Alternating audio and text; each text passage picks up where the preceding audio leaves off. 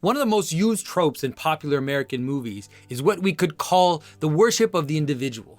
Time and time again, movies will present a central character finding themselves in a crowd or a group of people and being applauded.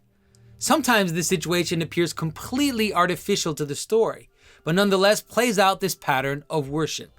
It is celebrity culture, random viral videos, reality television, or American Idol. All these a series of manifestations which reveal our cultural ideal that the collective must bow down and recognize the individual's aspirations. One of the most famous versions of this strange pattern is in the movie Private Ryan, where a group of soldiers are willing to fight and die, not to save their loved ones, not to save the king or to save a city, but rather to save a random private that they don't even know.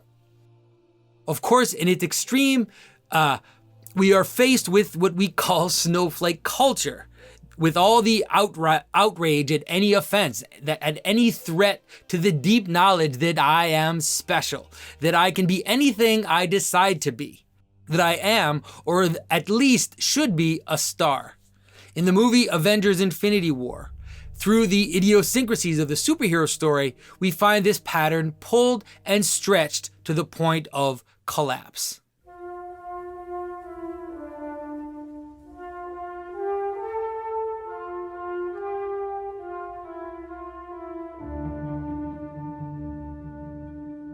This is Jonathan Pageau.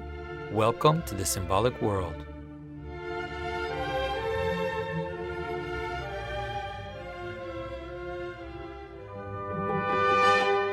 In Avengers, we are faced with two clear sides. Thanos, who's looking to randomly kill half of the universe in order to save it and to avoid the ecological disaster. And on the other side, we have the Avengers, who rebel against their own authorities, for whom all lives are sacred, and who are willing to go to the utmost extremes to defend a single person, even to the price of half the universe.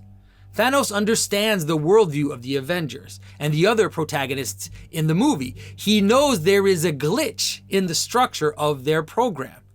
So what he does is he plays their own system against itself. He knows that it is the fact that people are unwilling to sacrifice what they love for the greater good which causes the problem of a lack of resources and the ecological disaster.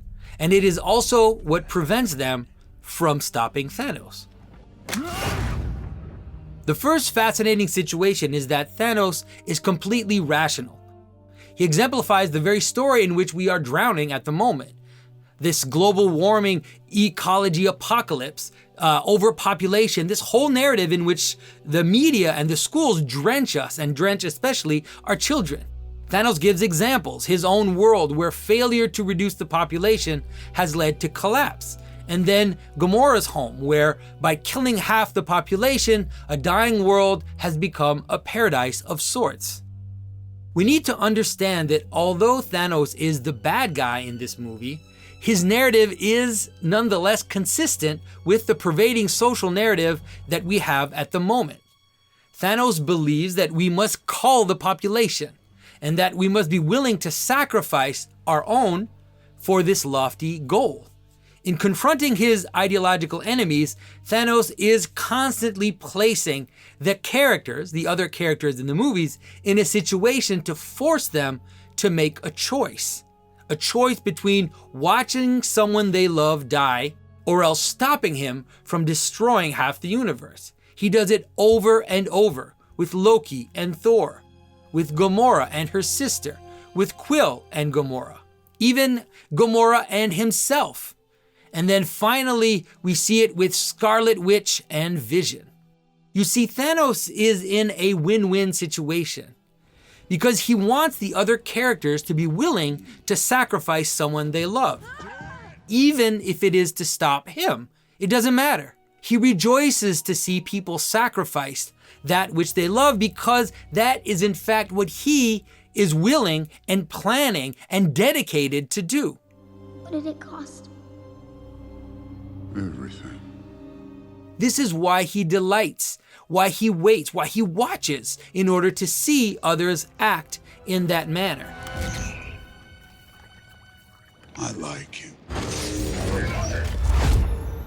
By doing so, the other characters have already accepted his basic premise, which is that we must sacrifice those we love for the greater good.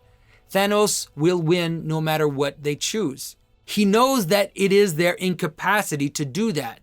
It is their worship of the individual which is causing the cosmological, the metaphysical problem that they're in the first place. The ultimate example, if you want to see it, the ultimate example where they show the absurdity of the human position of the heroes of the movie in this worship of the individual can be found in the story of Vision. Vision is an artificial intelligence. And the Avengers, they realize that if they destroy the Infinity Stone, which Vision has in his forehead, they will stop Thanos and save half the universe. But then the Avengers decide that they will try to remove the stone and save Vision if they can. Fair enough. That's fine. But then what happens is we are led into a situation where hundreds of people are sacrificing their lives, willing to all be mauled by this demonic army which comes from Thanos. The very city of Wakanda is going to be consumed. We can imagine by watching the movie that the Wakandians are dying all around and they're putting their own families, their own children at risk, and all of this to save one person, this robot that they barely know. Here we are willing to sacrifice the many for the one. It is the ultimate example of this worship of the individual. And although this is the supreme example, each stone is given to Thanos in a manner which is to save a single individual. When Loki gives Thanos the stone to save Thor, Gamora, she gives Thanos the location of the next stone to save her sister. And then Doctor Strange gives up the stone to save Tony Stark.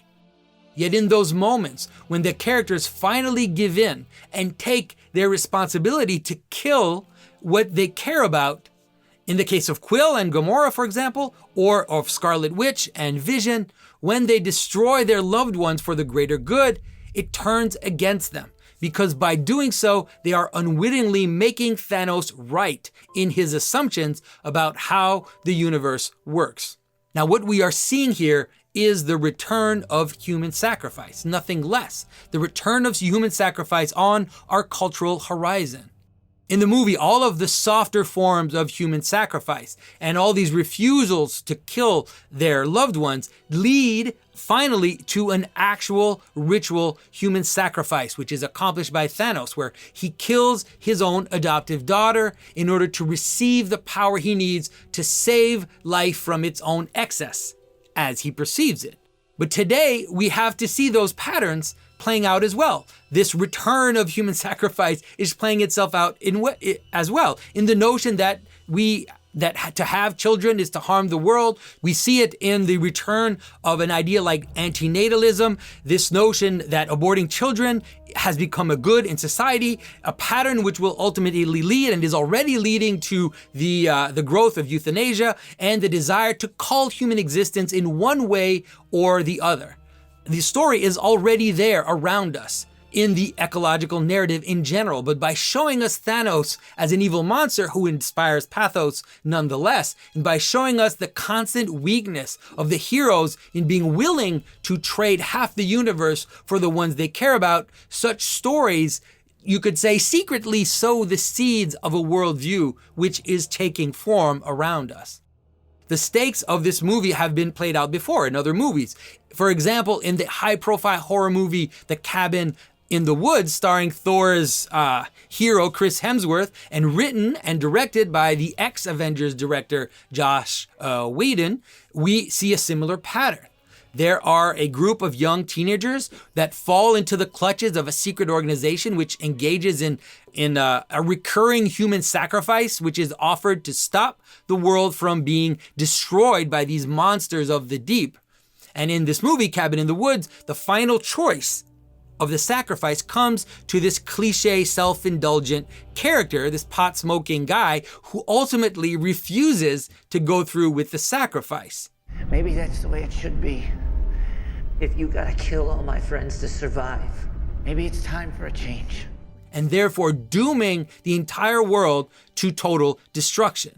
And we should not be surprised to see this trope appear, even if at first it is in fact the heroes who refuse to sacrifice someone. The stories nonetheless, reach us at the very deepest places in our psyche, where we, like I said, nonetheless come to see that this is how the world works. Even if we resist it, this is how the world works nonetheless. Human sacrifice is an inevitable trope in the human psyche, and Christianity had taken on that trope through the image of the ultimate and final sacrifice of the God-man, which led to the notion that we must self-sacrifice, that we must come to put to death our own selves and our own passions, our own egotistical desires. But in the modern worship of the individual, we have seen the total inversion, the total parody of the Christian story, and the sacrifices of the others to preserve our uniqueness and our desires.